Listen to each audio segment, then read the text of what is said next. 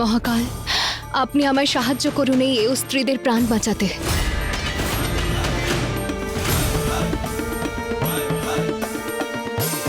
মেরো না।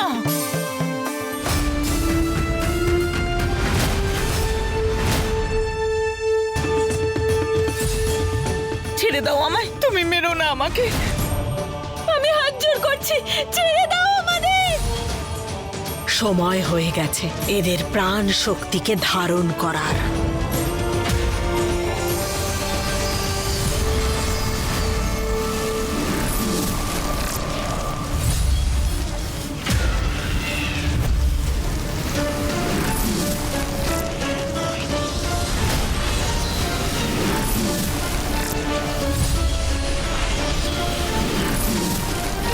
যে মুহূর্তে রানী কর্ণমোহিনীর এই অগ্নি আহুতি পূর্ণ হয়ে যাবে, উনি সকল বিবাহিত নারীদের শক্তি পেয়ে যাবেন।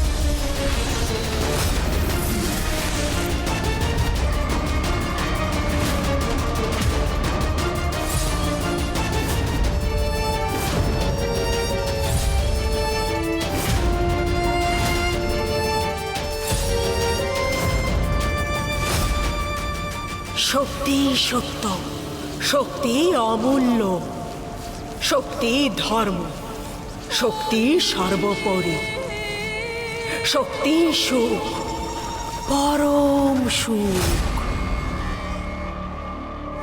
সর্বত্র শঙ্কর বিরাজে।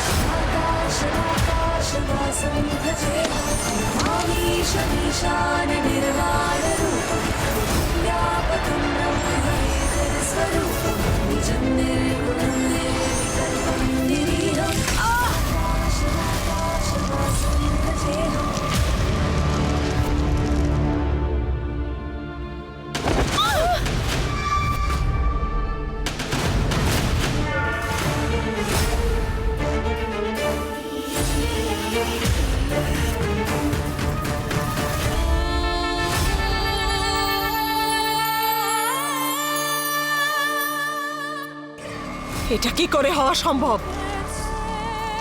আমার দিকে আগত সাধুবাদের প্রাণ শক্তি এভাবে বাধা পেল কি করে? আর আপনার তৈরি করা এই যজ্ঞাগ্নি হাওয়াতে চুমন্ত রয়ে গেল। প্রতিজ্ঞা সঠিক সময়ে সেই কুণ্ডের জল নিয়ে এসেছে রানী কর্ণমোহিনী। প্রতিজ্ঞা!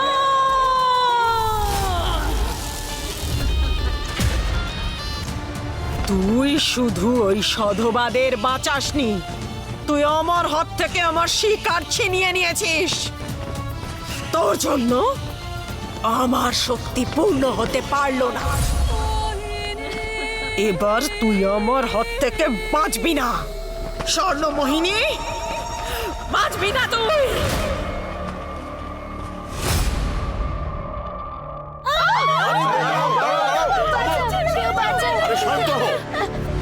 কাছে আসবে না আমাদের, দূরে থাকো, দূরে থাকো।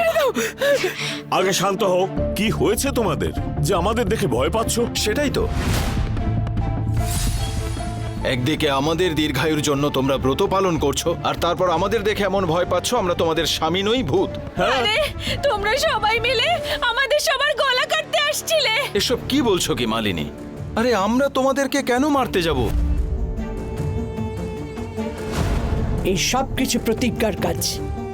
ওই রানী কর্ণমোহিনীর অশুভ শক্তি নষ্ট করে দিয়েছে। তাহলে তো আমাদের রানী কর্ণমোহিনীর সঙ্গে কথা বলতে হবে। এখনই আসছি।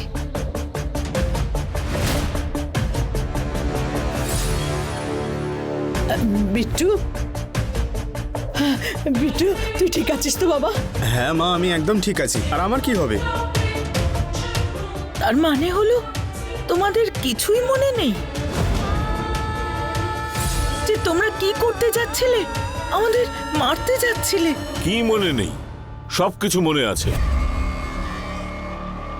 তোমরা ব্রত উদযাপন করছিলে আর আমরা তোমাদের জন্য ওয়েট করছিলাম, আর তুমি এখন বলছো যে আমরা তোমাদের প্রাণ নিতে উদ্যত হয়েছিলাম। আরে সেটা কিভাবে হতে পারে? মনে হচ্ছে তোমাদের উপর অশুভ শক্তি ভর করেছিল, তাই এরকম করতে যাচ্ছিলে। ওহ ওহ, তুমি আর তোমার এই বিভ্রম।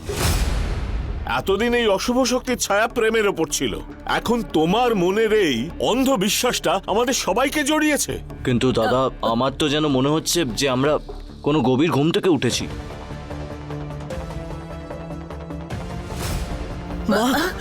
তুমি ঠিক আছো তো? আমি ঠিক আছি বাবা, কিন্তু তুই কি